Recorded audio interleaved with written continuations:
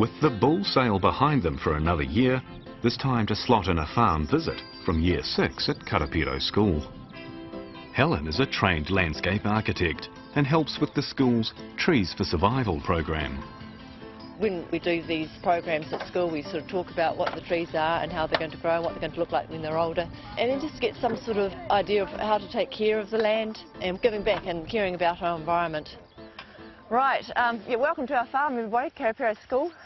Now I've got a question for you guys, a big question. So by planting all these plants and fencing off the waterways, how do you think that that helps? Chad?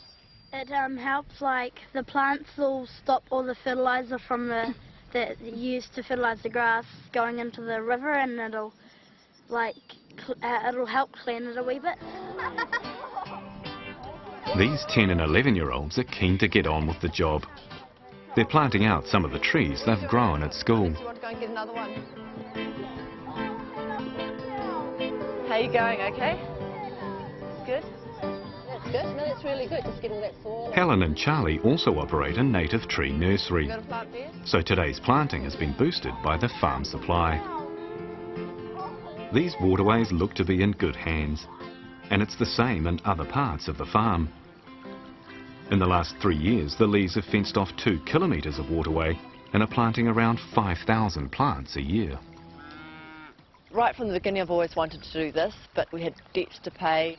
But now that we're on top of all of that, we're moving forward and in a position now that we can sort of start fencing off areas and start planting them off.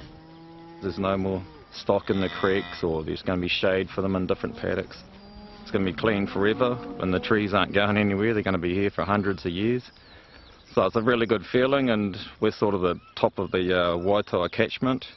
So we've started the sheep and beef farmers, flows through to our dairy farmer neighbour, he's fenced his, and people look over the fence and copy the neighbours, so it eventually gets out to the Hauraki Plains clean as a whistle. So all of us farmers are doing a pretty good job to keep the waters clean.